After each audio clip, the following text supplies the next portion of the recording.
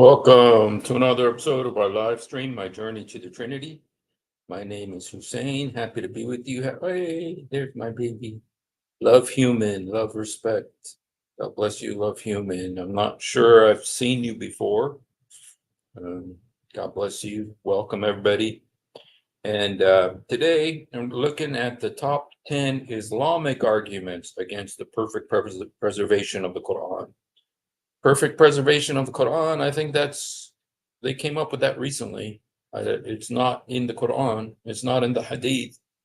Islam never claimed that the Quran is perfectly preserved, but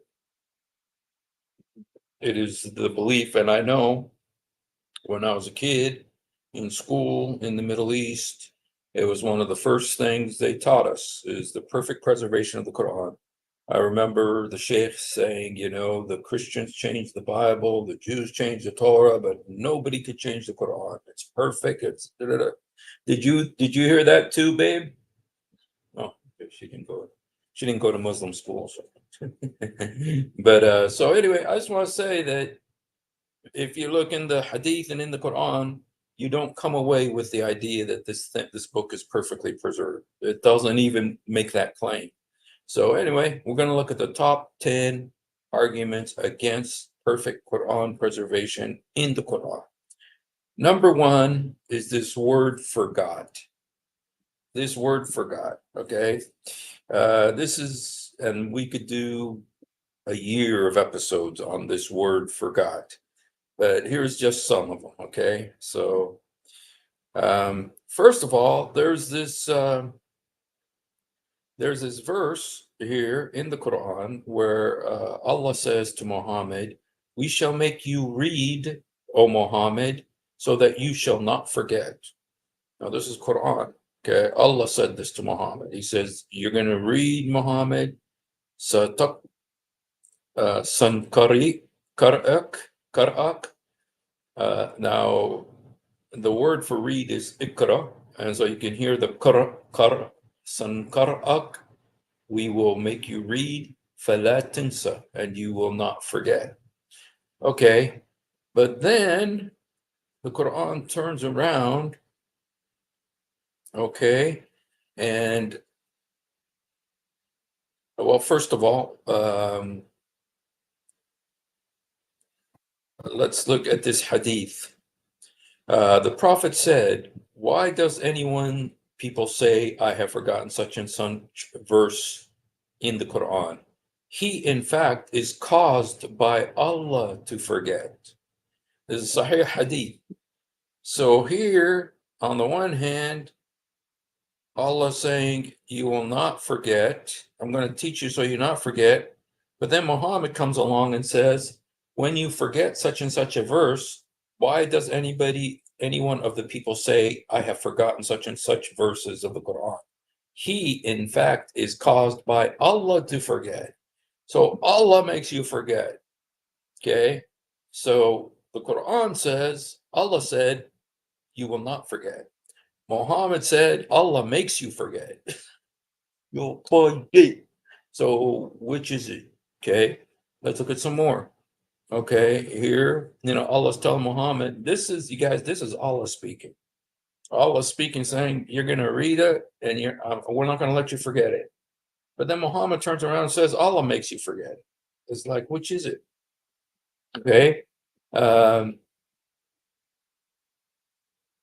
Okay, here's another verse. And he said to the one whom he knew to be saved, mention me to your Lord.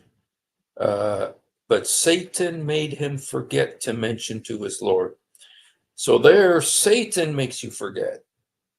So Allah makes you forget, and Satan makes you forget. Here, sawest thou what happened? We betook ourselves to the rock. I did indeed forget. None but Satan makes you forget. Satan, Allah makes you forget, and Satan makes you forget. Oh, okay. All right. And then Satan takes control over them and made them forget God. Okay, so there again, Satan is the one that makes people forget. But ye treated them with ridicule so much that ridicule of them made you forget my message. So people make you forget. Allah makes you forget. Satan makes you forget. People make you forget. Okay. Uh, but the Quran says we're going to teach it to you and you will not forget. Okay. And then we have this hadith, which is the big hadith. It says the Prophet heard a reciter reciting the Quran in the mosque at night. The Prophet said, "May Allah bestow mercy on him, for he reminded me of such and such a verse, of such and such surah, which I missed." So Muhammad forgot surahs.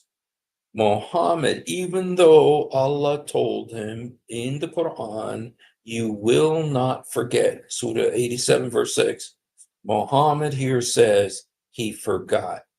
So he heard some guy reciting a surah, and that made Muhammad remember something he forgot. So, you know, Satan makes you forget, Allah makes you forget, people make you forget. And even though Allah promised Muhammad that he would remember, he read and will remember, even though Allah promised him that, he forgot. So that's one reason, one Islamic argument. And let me show, okay, I think, okay, no, I'll show you another verse too. There's actually another verse that I should show with this, even though I'll also show you this verse um, when we go to another, uh, when we go to another topic too. Let me see here. Okay. Um, okay. Shoot. Okay, desktop. Okay. Just one second here. Okay. Okay.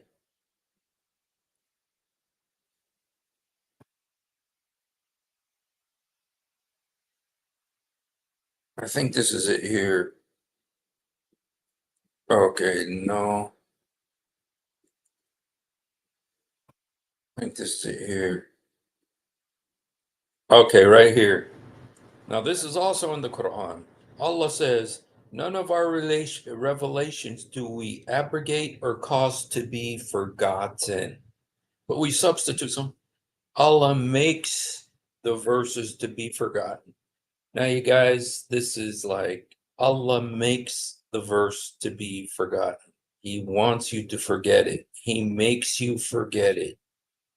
It's like, why give it in the first place if you're just going to make people forget it? Okay, why does this mean he forgot to announce the verse or Jibreel revealed the verse? He forgot to announce the Jibreel. It just makes you think there's this cognitive dissonance. On one hand, he says that you will read it, you'll not forget. And then it says Satan makes you forget, people make you forget, Allah himself makes you forget. And in the Quran and in the Hadith, Allah makes people forget the Quran. Okay, so this is particularly relevant because if you were watching, there was a debate. There was a debate between, shoot, who was it? I can't remember, but somebody was talking about the preservation of the Quran. And he says that the Quran has two methods of preservation. One is memory, that people memorize. So many thousands memorize the Quran. And so it has that as well as the written. Oh, okay. Who was it? It was a guy who was debating James White. He was debating James White. This guy was debating James White, and he said that. Oh, it was Adnan Rashid. Adnan Rashid. He was saying that the Quran has two methods of preservation. One is the memories of people. The other is the written. Both of them are completely right here. These verses prove that you can't rely on memory. Even Muhammad, who Allah promised, you guys, Allah promised Muhammad in this verse, you will not forget. Now, Allah, who created the universe on the back of a whale and did all these things, he is able to do what he says, right? He means what he says. He says, we will make you recite and you will not forget. Allah was involved in reminding Muhammad. And yet we turn around and what happens? What happens is Muhammad forgot surahs, verses of such and such surahs, which I missed. And if you read the Arabic, it's not missed, it's forgot. Muhammad forgot verses and surahs of the Quran, even though Allah promised him that he wouldn't. So that's the number 10 reason why the number 10 Islamic argument against the perfect preservation of the Quran. And since we've already kind of gotten into it, let's go ahead to the number 9 reason for against the preservation of the Quran. And this number 9 reason, you guys, is in the Quran itself. In the Quran itself, this reason, again, it says, when we substitute one revelation for another, and God knows what's best, he reveals in stages. It doesn't say that in Arabic. They say, you are but a forger, but most of them understand not. This is Quran 16:101. The second most popular verse about Quran abrogation. Okay, so we substitute one revelation for another. Okay, so Allah abrogates. This is abrogation, nasikh or mansukh. In Arabic, it's nasikh or mansukh. Okay, abrogate and abrogate, the abrogator and the abrogated. Okay, and Allah here is saying he substitutes one verse for another. And you think, why would he do that? I mean, he just replaces one verse with another. And there's 3 ways that they do this. One is they completely eliminate the verse. It's not in the Quran anymore. And the judgment, the verdict, or the ruling of it no longer applies. Sometimes the verse is still in the Quran, but the ruling no longer applies. For instance, there's no compulsion in religion. That verse has been abrogated. It's still in the Quran. You can read it, but it no longer applies because it's been abrogated. The writing remains, but the verdict is abrogated, or the ruling is abrogated. The third kind is that the ruling has been abrogated. One is the ruling and the verse have been abrogated. One, the verse remains, but the ruling no longer applies. And the third is the writing remains, and I forgot the third exactly how it works, but it's like that, the verdict applies, but the ruling, but the words, the text remains, but the ruling no longer applies. Okay. And so, or one is the verse is gone and the ruling is gone. The verse is gone and the ruling is gone. The verse remains, but the ruling is gone, or the verse remains and the ruling remains. It's something like that. I can't remember the third one. So anyway, but abrogation, and then you get a better understanding. It says, this one right here clarifies what is meant. None of our revelations do we cause to be forgotten, but we substitute something better or similar. Knowest now thou not that God has power over all things? So, Christian Prince said something really funny today about this. He says, if a verse says, eat shish kebab, why do you abrogate it and put another verse that says, eat shish kebab? I mean, what's the purpose? If it said, eat shish kebab, why do you got to erase it, go through all that trouble to write a verse that says, eat shish kebab, another verse, or eat shish kebab and replace it, say consume shish kebab, and you're saying, what's the purpose of that?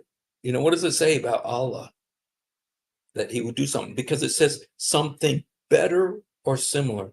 And then there's the subject of the better. If there's something better, why didn't Allah give it in the first place? Why didn't you give the better one in the first place? Okay. I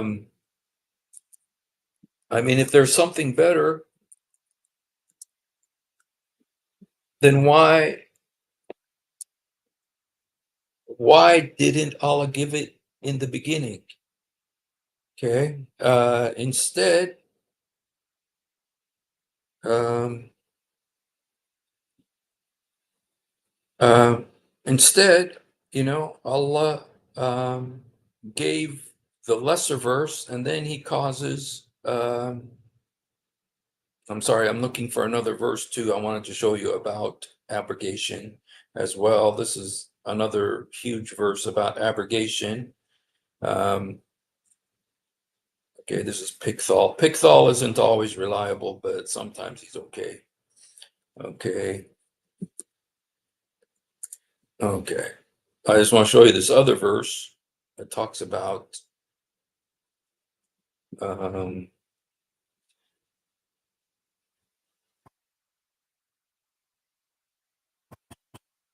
just 1 second here. Did it go? Okay. Here's another verse about abrogation. There is one other too, but never sent we a messenger or prophet before thee, but when he recited, Satan proposed in respect to what he recited, but Allah abolishes what Satan proposes. Now, in the Arabic, it doesn't say it like this. I'm disappointed in Pickthall, but it says Allah abrogates what Satan casts in. So Satan puts things in the Quran and Allah takes it out. There were verses that were in the Quran, and I know Rob Christian did a thing about this, that these verses were actually in the Quran for like 8 years before they were removed. Okay, and what were the verse? The verse I believe is 22:53, where it says, "Have you considered Allat al-Uzza al-Manat, the 3 daughters of Allah? Their intercession is to be desired." But then Allah came and removed it. He abrogated it. He removed it because Satan got in. So what did Satan get into the Quran? According to the Hadiths, he got those words when Muhammad was influenced by Satan to say, "Have you considered Allat al-Uzza al-Manat, the third? Their intercession is to be desired." Muhammad was saying to worship, to pray to the 3 daughters of Allah, Allat al-Uzza al-Manat. So anyway, so there's number 9 reason. Number 9, Islamic argument against perfect preservation of the Quran. How can it be perfectly preserved? You guys, you got to take from the perspective, and I always remember what I was told in school. Okay, this is what, and I know this is what they're teaching Muslim kids still, is that there's this big board up in heaven. Jibreel used to go read it, and then he would come down and give it to Muhammad. And what is in the Quran right now is exactly what's in that board up in heaven, the preserved tablet. Okay, and that's what we were taught. We were so convinced, we were willing to die for that belief. We're so convinced, and yet even in the Quran itself, it tells you that that's not true, because Allah has to come along and change what's in the Quran. So that's the number 9 reason. The number 9 reason why. Number 9 Islamic argument against the perfect preservation of the Quran. Okay, now let's go to the next one. Okay. All right. Okay, let's make this an easy one. This is something Aisha said. Okay. Ubay bin Ka'b said, Habash report, Ubay ibn Ka'b. Now this is from the hadith, from al-Suyuti, al-Ittiqan fi ulum al-Quran. It's like sureness in Quran science by Jalaluddin Suyuti, one of the most highly regarded. You've heard about Jalalain. The Jalalain commentary. Well, one of Jalalain means two Jalals. Okay, one of those Jalals is Jalaluddin Suyuti, the one who wrote this. Okay, so and it's a hadith that he's talking about. What is the extent of Surah Al-Ahzab? I said 70 or 73 verses. He said, yet it used to be equal to Surah Al-Baqarah. And in it, we recited the verses of stoning. And I said, what is the verse of stoning? He said, the fornicators among the married men and married women, stone them as exemplary punishment from Allah. Okay.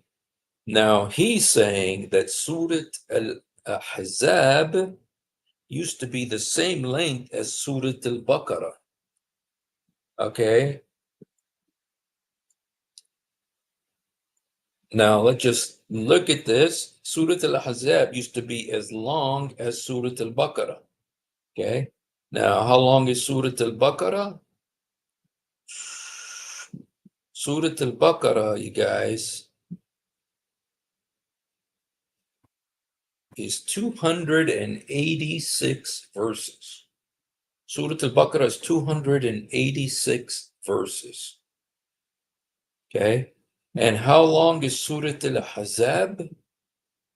Okay. Let's look at this. Ahzab. Ahzab is where Muhammad gets to marry his daughter-in-law. Okay. Surah Al-Ahzab is how many verses? 73.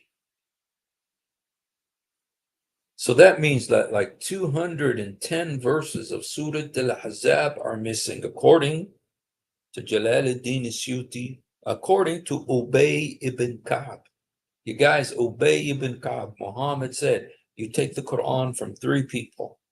Abdullah bin Mas'ud, Ubay ibn Ka'b, Salim, the slave that had to be breastfed by his boss's wife, and there's another guy, I forgot the other guy's name.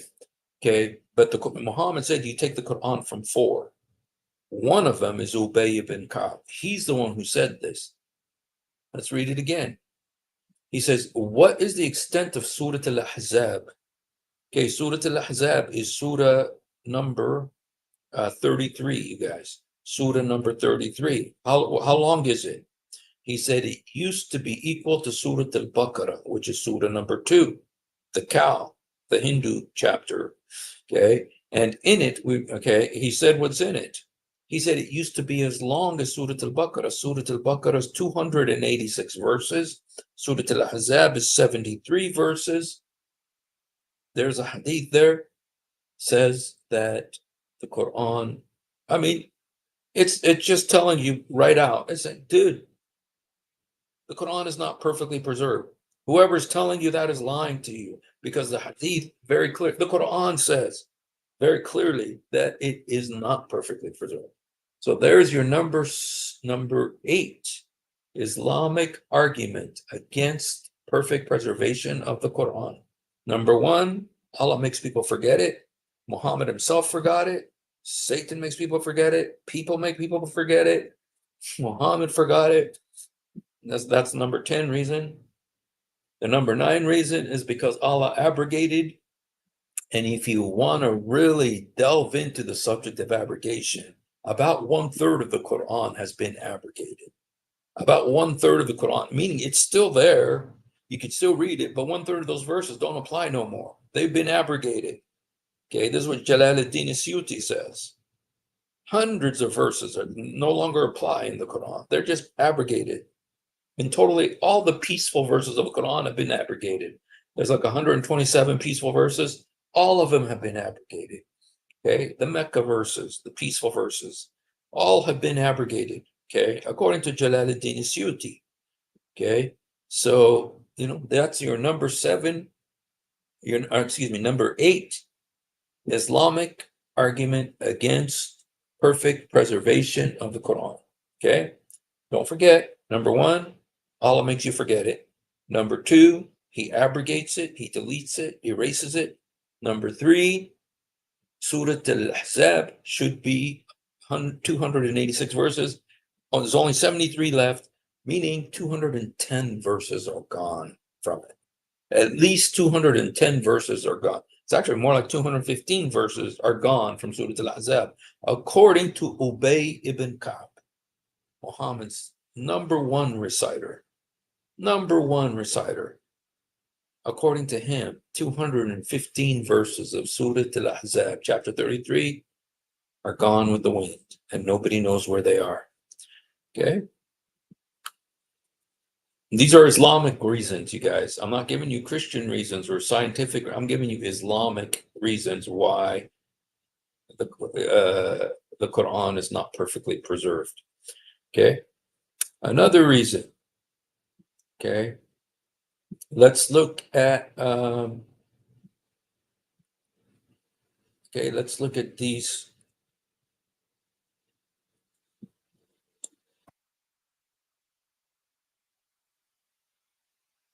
Let's look at the situation of Muhammad's top memorizer. When Muhammad said, take the Quran from 4 people, the number one guy, he said, was Abdullah ibn Mas'ud. Let's look at some of the stuff that Abdullah ibn Mas'ud said, okay? Now here's a long one. Okay, this is when Uthman, the number 3 caliph, came up with the Quran, Zayd's Quran, you know, the Quran that Uthman supposedly wrote, that people supposedly have today, one of the many, many recitations of it. When Uthman wrote the new Quran and burned all the old ones, when he did that, Abdullah bin Mas'ud said this. He said, "O Muslim people, I am removed from the recording, the transcription of the Mus'haf, and it is overseen by a man by Allah. When I accepted Islam, he was in the loins of a disbelieving man." Now he's talking about Zayd ibn Thabit, meaning Zayd ibn Thabit. And it was regarding this that Abdullah bin Mas'ud said, "O people of Al-Iraq, keep the Quran, the Musahaf that are with you, and conceal them." Why? Because Uthman wanted to burn them. Keep the Musahaf. Musahaf is plural of Qurans. Now Musahaf is talking about the physical books. He says, keep the physical books that are with you. You guys, this is Abdullah bin Mas'ud. Muhammad said, take the Quran from him. He's the number one guy you're supposed to take the Quran from. He said, keep the Quran you have. Don't give in to Uthman's ploy and conceal them. He said, hide them. Why? Because Uthman wants to burn them. For indeed Allah says, and whoever conceals something, he shall come with it on the day of judgment. So it was conveyed to me amongst men, the most virtuous of the companions of the Messenger of Allah disliked the view of Abdullah bin Mas'ud. This is Sahih Hadith, you guys. Abdullah bin Mas'ud says, don't trust the Quran you have. The Quran you have today supposedly is the Uthmani. It's not. But supposedly you got the Hafs Quran. But he says, don't trust it. He didn't trust it. He didn't trust what the Uthman did. So there's your number 7 reason. The number 7 top Islamic argument against the perfect preservation of the Quran. This is the number 7 reason. Okay, number 1, because Allah makes you forget it, Satan makes you forget it, people make you forget it. Allah promised to make you remember it, but Muhammad still forgot it. Okay, so Muhammad forgot verses of it. Okay, number 9, because Allah abrogates. Number 8, because Surah Al-Ahzab is supposed to be 286 verses. It's only 73, meaning 215 verses, according to Ubay ibn Ka'b, are gone with the wind. And number 7, because Abdullah bin Mas'ud said he doesn't trust Zayd, he who was the number 1 reciter, companion, said, dude, don't accept Uthman's Quran. Don't accept Zayd's Quran. Okay? And here's something else by Ibn Mas'ud. Imam Fakhruddin said that reports in some of the ancient books that Ibn Mas'ud denied Surah Al-Fatiha, and the Muwathatani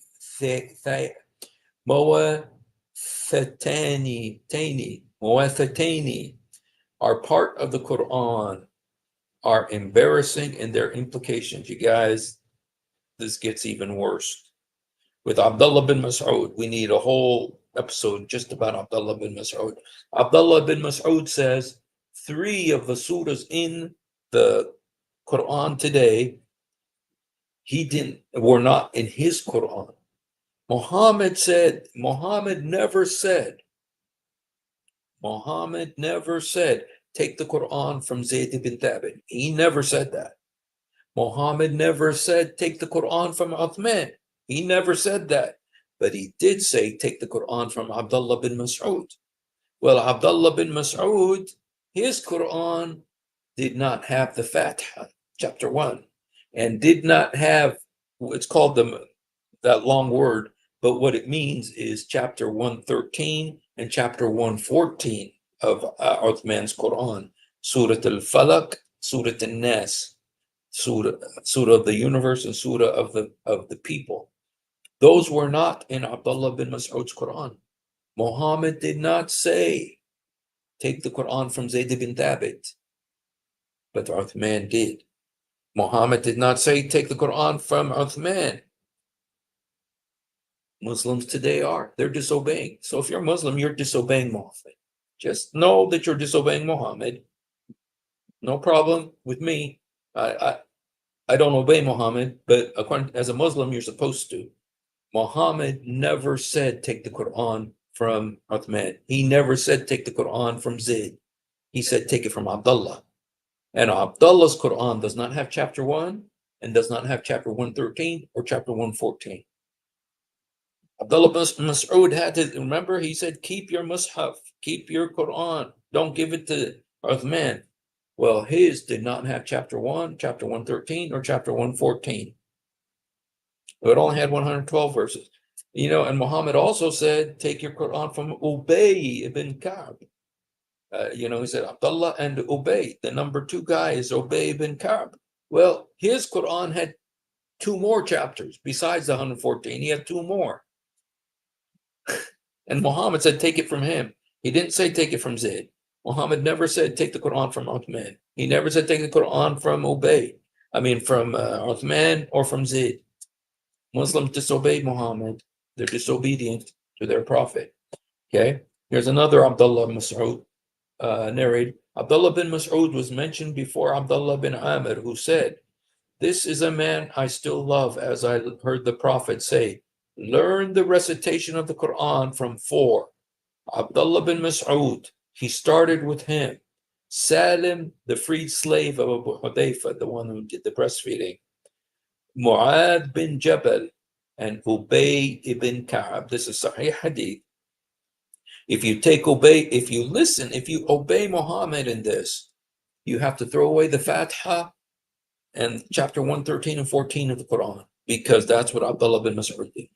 If you obey this, of course you can't obey this. Let me just tell you right now, you cannot obey this command of Muhammad. You can't obey it. You know why? Because if you take Abdullah bin Mas'ud's, then you cannot take Ubay bin Ka'b, because Ubay bin Ka'b kept the Fatiha, kept 113, 114, and added 2 more. And I don't know the situation of Salim and Mu'adh. I don't even know what their Qur'ans are like. But it's impossible to obey this, of course. It's Muhammad. But anyway, so this is the number 7 reason. Number 7, Islamic argument against the perfect preservation of the Quran. And there's much more that's 7, 8, and 9 right there. There's so many arguments there. Islamic arguments against the perfect preservation of the Quran. Okay, so let's go back. Okay. I have to keep going back here. Another reason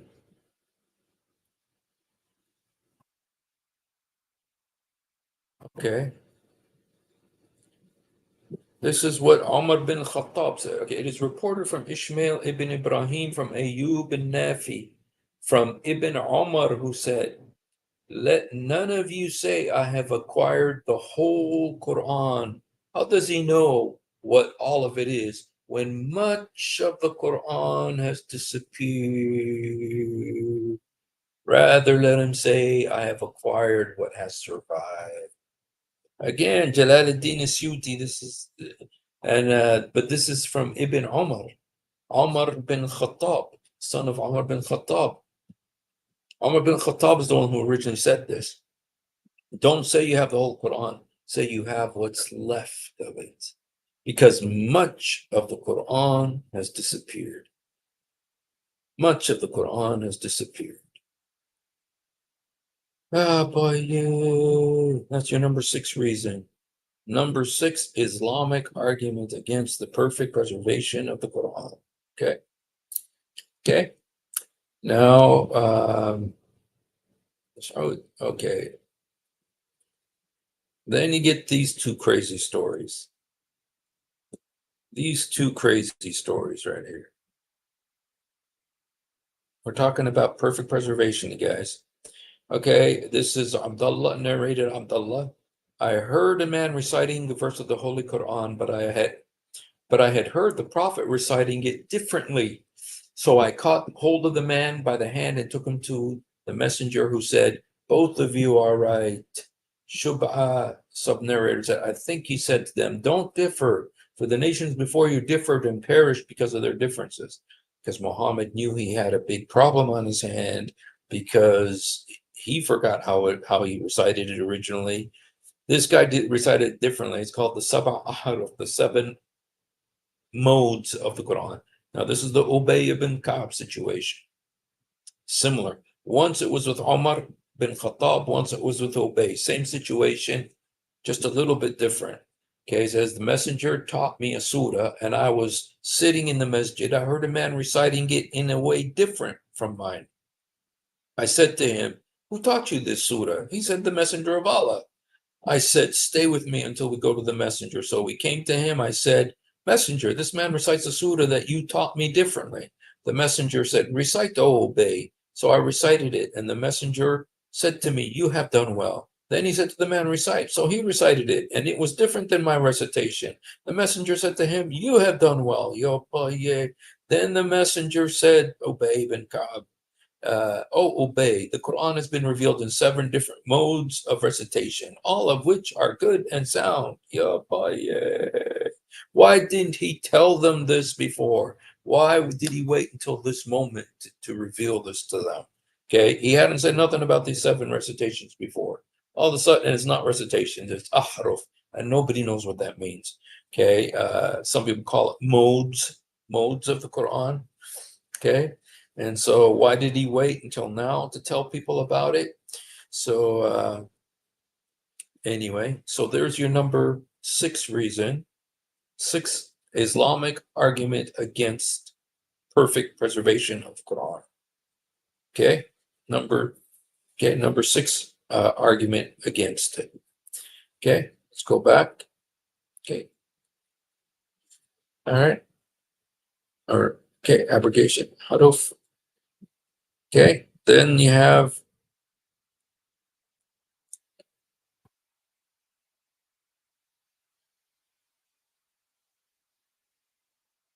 this verse. The verse of stoning and breastfeeding of an adult 10 times was revealed, and the paper was with me under my pillow. When the messenger of Allah died, we were preoccupied with his death, and a tame sheep came in and ate it. Okay, now this is Aisha speaking. Okay, and here's another little thing about the breastfeeding situation. Aisha, Allah be pleased with her, reported that it had been revealed in the Quran that 10 sucklings make the marriage unlawful, and it was abrogated to 5 sucklings. And Allah's apostle died before that time. It was found in the Quran. Before that time, listen to this, you guys. This is Sahih Muslim.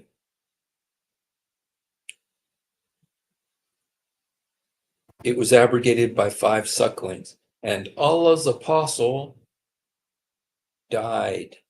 And before that time, it was found in the Quran. Before Muhammad died, this was in the Quran.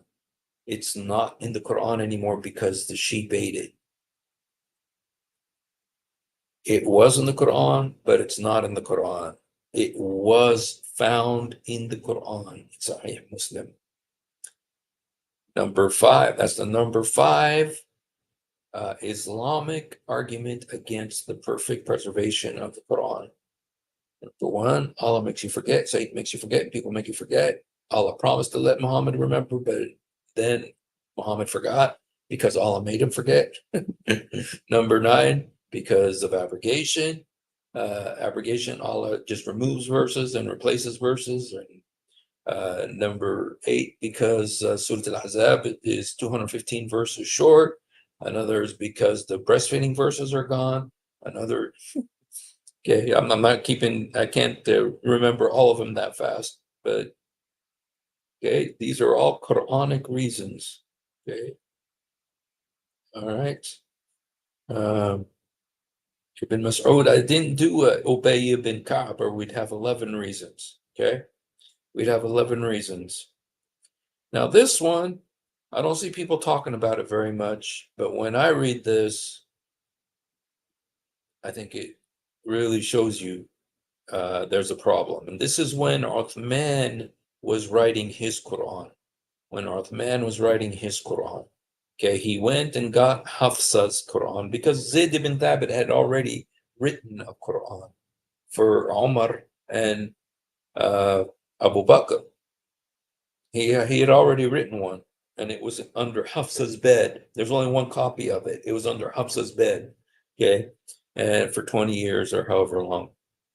Then there began to be differences, and everybody said had different Qurans. In Iraq and Azerbaijan, we're going to go to war or something like that.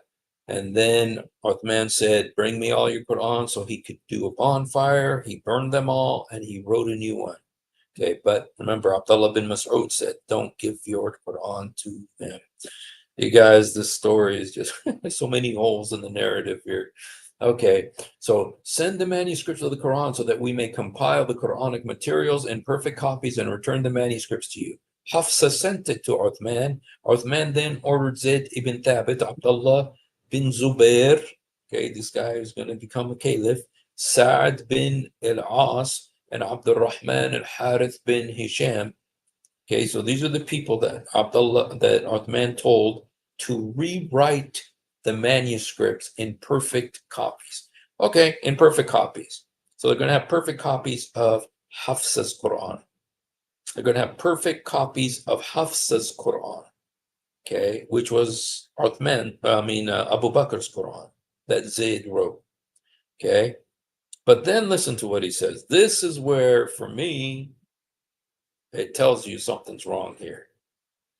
Uthman said to the 3 Qurayshi men, in case you disagree with Zayd ibn Thabit on any point in the Quran, then write it in the dialect of Quraysh. The Quran was revealed in their tongue. Okay, so he's telling, if you dip, so even though they're just supposedly supposed to be copying it, somehow something was going to happen, could happen, that would result in some kind of differences between them and Zayd. What is it? Uthman foresaw that there was going to be some kind of tension between them and Zayd. And Uthman said, if there's any tension between you, just go ahead and change it into Qurayshi dialect, whatever it is. Meaning, what these 10 words or so, what they mean is they did not copy it exactly like Hafsa. Why didn't they just copy it? Why did they have to go editorialize or comment on it or change it? They were just supposed to copy it perfectly from Hafsa, but they weren't going to do that. They were going to do something that could lead to differences between them and Zayd. And then Uthman told them, just write it in the Quraysh, meaning that they changed it. Which means there's the number 5 Islamic argument against perfect preservation of the Quran. Okay, so here's another part of that. Okay, I think I told you that already. Okay. All right, so there's one more reason. You differ with Zayd. Okay, here's another one. Number 4 reason. Number 4 argument. You are the best among the inhabitants of Basra, for you are the reciters among them. So continue to recite it. Bear in mind that your reciting for a long time may not harden your hearts, as were hardened the hearts of those before you. We used to recite a surah which resembled in length and severity Surat Barat. I have, however, forgotten it. We used to recite a surah which resembles Surat Barat. I have, however, forgotten it, with the exception of this, which I remember out of it. If there were 2 valleys full of riches, the son of Adam would long for a 3rd valley, and nothing would fill the stomach of the son of Adam but dust. And we used recite a surah which resembled one of the surahs of Mushabihat, and I have forgotten, but I remember this much out of it. O people who believe, why do you say that which you do not practice? And that is recorded in your necks as a witness against you, and you'll be asked about it on the day of resurrection. Okay, this is Sahih Muslim, it's Sahih Hadith. So he's talking about 2 passages of the Quran that are not in the Quran anymore, that he remembered, but that they're not in the Quran. I mean, this is telling you, this is the number 3 argument against Islamic argument against the perfect preservation of the Quran. Very bluntly telling you the Quran is not preserved. Okay. Okay. Then we have, let me see. Rest. Abrogation. You know what, you guys? 1, 2, 3, 4, 5. If it was 1, 2, 3, 4, 5. Okay, I think I used to recite. I think, you guys, I've actually given you 9 so far. I think I've given you 9. Ibn Mas'ud, forget, breastfeeding, aharuf, abrogation. Ibn Mas'ud, Hazab, okay, yeah. If you differ with Zayd, used to recite. Okay, forgot what's left. Okay, this is the number 1. This is the number 1 Islamic argument against the perfect preservation of the Quran. Okay, number 1. The messenger of Allah invited him so he could write the revelation. So when verse 23:12, and certainly we did create man from the extract of clay, was revealed, the Prophet called Ibn Abi Sarh and dictated it to him. And when the point reached, thus we created, 23:14, thus we formed him into a new creation. Abdullah said in amazement, فَتَبَارَكَ اللَّهُ أَحْسَنُ الْخَالِقِينَ. So bless Allah, the best of creators. So, Muhammad is telling this guy a bunch of baloney about embryology, about how, it goes from a sperm drop to a blood clot to some kind of what's the word, lump, and then eventually it becomes a bone, and after it's a bone, flesh is wrapped around the bone, and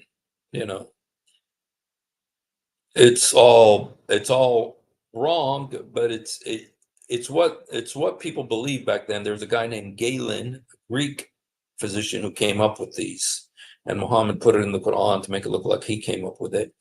But anyway, Muhammad was telling this, it was his ammunicis, and I can't remember the word, but his scribe, and this guy's name's Abdullah bin Sarh. Okay, and he was telling him, write this down. He says, and then it turns into another creation. And when Muhammad said that, Abdullah bin Sarah said, wow, Allah's the best of creators. Ahsan al-Khaliqeen. And then Muhammad said, ooh, that sounds nice. Put it in the Quran. Go ahead and write it. And then the guy said, but wait a minute, I'm the one that said it. I'm not a prophet. I'm not a prophet. How come you put my words in the Quran? And it's in the Quran right now, you guys. It's in the Quran right now. And it's not it wasn't from Muhammad. It was from this guy, Abdullah bin Sarah. And Abdullah bin Sarah said, wait a minute. I'm the one that came up with that. How could that be from God when I'm not a prophet? I said it. So how could it be from God? I'm not a prophet. And you want to put it in the Quran? How can you put it in the Quran when it was my words? Is that, wait a minute. I'm not a prophet. How can you put my words in Allah's book? And then Abdullah bin Sarah figured, wait a minute. I'm not a prophet, but neither are you, Muhammad. That's what he figured out. And he left Islam because of it. Now, he did return to Islam later because of the threat of his life. And he had a cousin named Uthman who pleaded on his behalf because Muhammad wanted to kill him because he was an apostate when he went and took over Mecca. So he went back, but he went back with the threat of losing his head. So, yeah. So there you go, you guys. Top 10 Islamic arguments against the perfect preservation of the Quran. And there's so many more. These are just the top 10, but there's another 100. And maybe we'll do a follow-up to this. Okay, let's see. The first surah and ayah of Quran is surah. Yeah. You see, Harun is Allah made you from. You know what? Interesting. Harun it brought this up. That was the first verse that Muhammad got was, the blood clot, man is made from a blood clot or whatever. Well, you know what? That's not the first verse in the Quran. That's not the first verse in the Quran. Why isn't it? It's 96. It's Surah 96. How come it's way at the end there? Why isn't it the first verse in the Quran? Because the Quran speaks about one of the ways that people corrupt their scriptures is that they put words in the wrong places. Well, if this was the first verse, it should be chapter 1, verse 1. But it's not. It's way in Surah 96, which means Muslims have put words in different places, meaning they have corrupted their books. So thank you, Harun May, for that. 2 verses are taken out of a copy of a manuscript. Why does it disappear into thin air? What if there had been a fire? Well, there was a fire, Uthman's fire, and everybody in the grandmother knew the Quran by heart. Well, not everybody, because remember when they all started dying at the Battle of Yamama, and then Abu Bakr said, uh-oh, the Quran's going to go. And so that's why they had to write it. Zayd had to write the first Quran. Okay, but then they wanted another one. Zayd, poor guy, man. I heard his dad was Jewish, so he had a really good work ethic. So as a charge for Balloon making fun of it. All right, you guys, there you have it. The top 10 Islamic arguments against perfect preservation of the Quran. I think I'm going to do soon top 10 reasons a Muslim cannot be Quran only. That'll maybe be next week. The top 10 reasons Muslims cannot be Quran only. It's possible. So, all right, you guys, do we have any Muslims who would like to come on and debate or argue? If there's any Muslims who would like to come on, and welcome you in my how easy it would be to corrupt. Yes. All right, you guys. Well, if not, then that's what we're going to share tonight. And so if you haven't done it, there's Pinky. How are you, Pinky? Didn't talk today. Is everything okay? I'm going to play for you one of my songs. No, I played it recently. I made this song and I made a video for it. So I've only played it once though, so I think it's okay for me to play it again. Oops, oops, cancel. Um,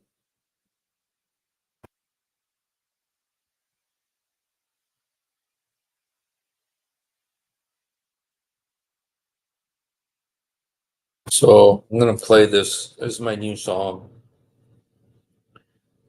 Uh,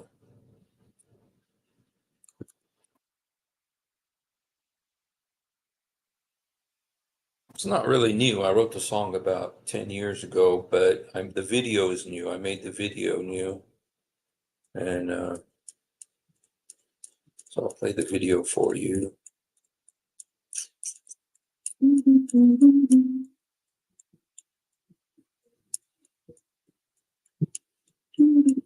There's your possibly your future president, Kamala Harris. Kamala, oops. Okay, right here.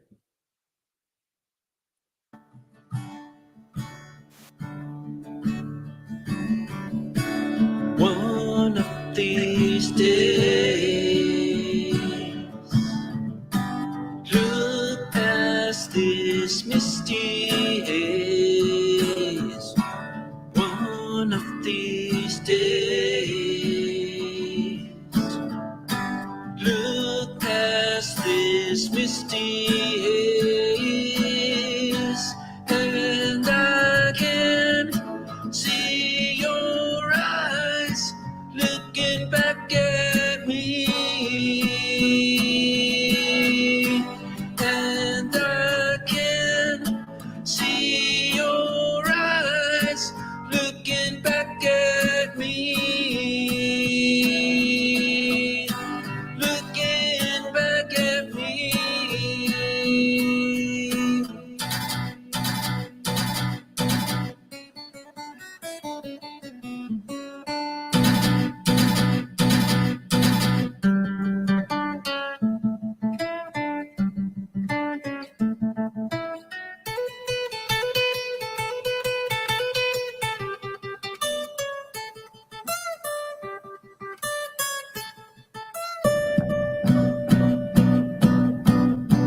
The Father from the Son, for us He turned away. For just a moment, all eternity waited to see you from the darkness like could be born. The body that fell, the heaven, the earth, body was torn.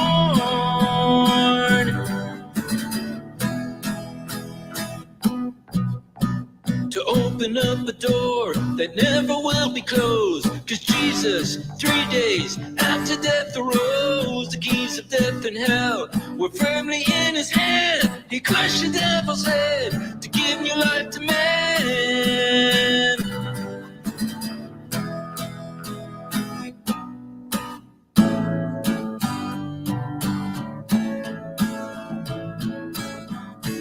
One of these days,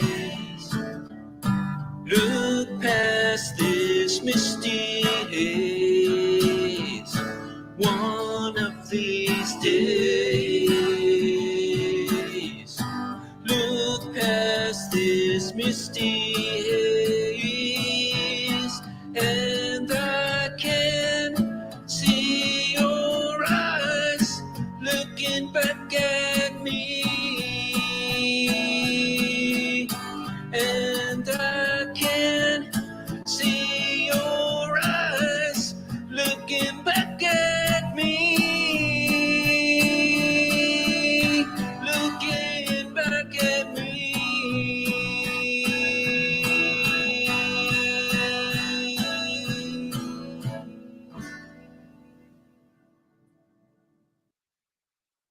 Okay, guys. You know what? There's somebody who is who has been trying to witness to me about Islam, and I just sent an invitation to see if she wants to come on. She is the mother of one of my boyhood friends from 80 years ago, and She's been trying to. She's worried about me and wants me to come back to Islam.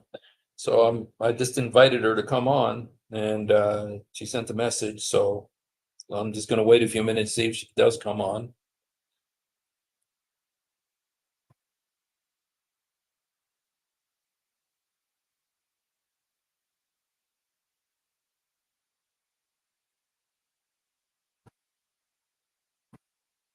I don't know if she will come on. She was talking to me the other day, telling me about it, asking me how come all of these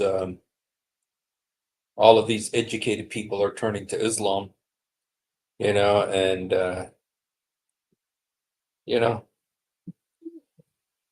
look, you know, I got some questions, so maybe I don't know if she'll come, but anyway, anyway, thank you guys for hanging around. And if you haven't done it, by the way,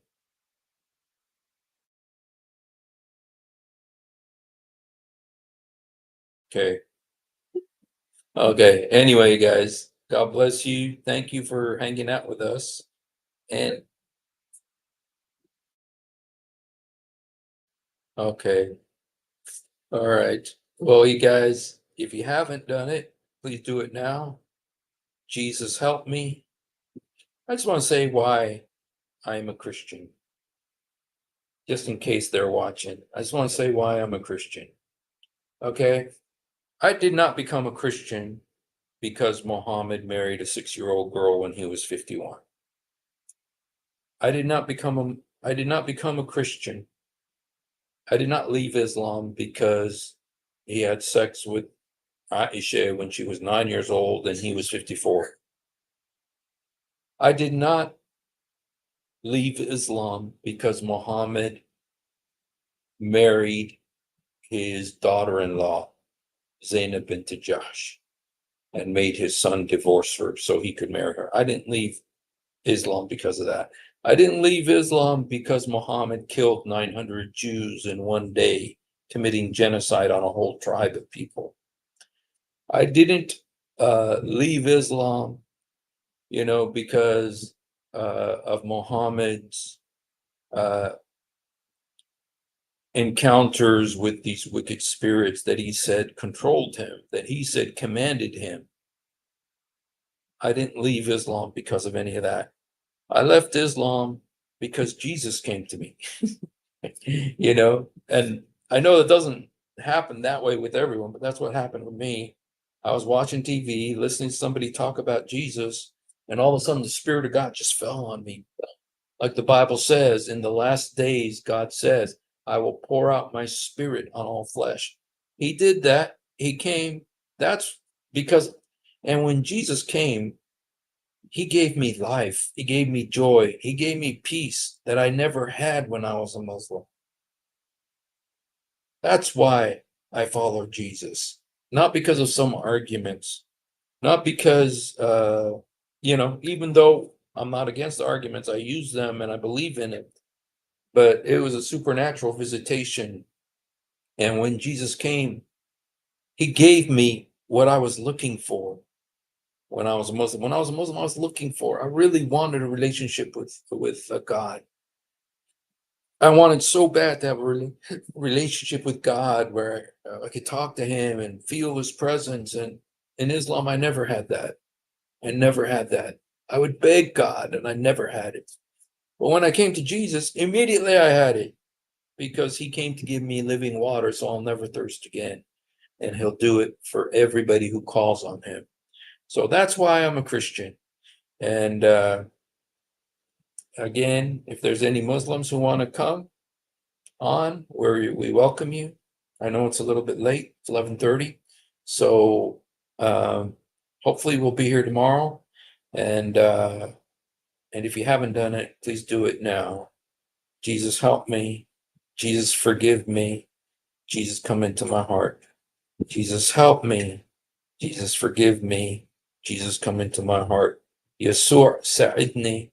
يسوع سامحني. يسوع ادخل قلبي. We love you, but much more importantly, he loves you. And so you guys have a wonderful night. Thanks for hanging out. And top 10 Islamic arguments against the perfect preservation of the Quran. Oh, by the way, you guys, let me just tell you one other thing, because Christian Prince, the other day I spoke about a word called beddil. Beddil. In Arabic, it means to exchange. And I was talking about how that word is used in the Quran, because exchanging, and there's actually a point where it says you can no longer exchange your wives. And I thought, what does that mean? No longer, that means they were exchanging their wives, wife swapping. And then I showed you hadith, and I showed you the story where, yes, indeed, that's what it means. But then there's a verse that I heard Christian Prince say today that where in the Quran that word is used again. And I will do something about it in the future, but where Muhammad was mad at his two wives, Hafsa and Aisha. Yeah, Hafsa and Aisha, he was mad at them, and he says, you know what? Allah can just exchange you for better wives. In others, do a swap with somebody else for their wives. So that word is used again in the Quran. I'm gonna have to do. So anyway, all right, you guys. You know what? We need to read.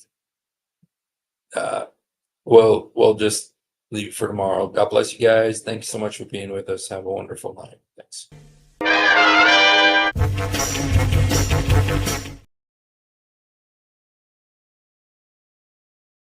The question about the Hur al-Ain. He said the men in Jannah, we know, will be receiving Hur al-Ain. But what about the women? What do they receive? Well, we are told that they will only receive their husband and one single person. Because by default, women can only love one man. Subhanallah, by nature, Allah created them unable to love more than one man. But Allah created men to have the capability of loving more than one woman. And we are told, and we believe Allah, and all the sisters should have their trust in Allah, that they will be satisfied in paradise. They should not doubt Allah's generosity and reward to them. And having said that, I would have expected this question to come from a sister, not from a brother. So I would have thought that the brother should be happy. But again, it's a valid question. We're told that men are to get their wives in paradise. And by the way, the human wives are far superior in beauty and in status to the man than the Hur al-Ain. The Hur al-Ain are considered to be as servants. But the wife, the human wife that was in this world with you, is far superior in beauty and in status.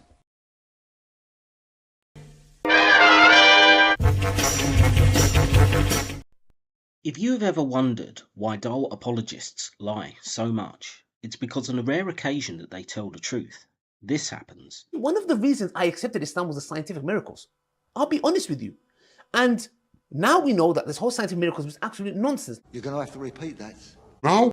That the standard narrative has holes in it. That's what I'm going to say.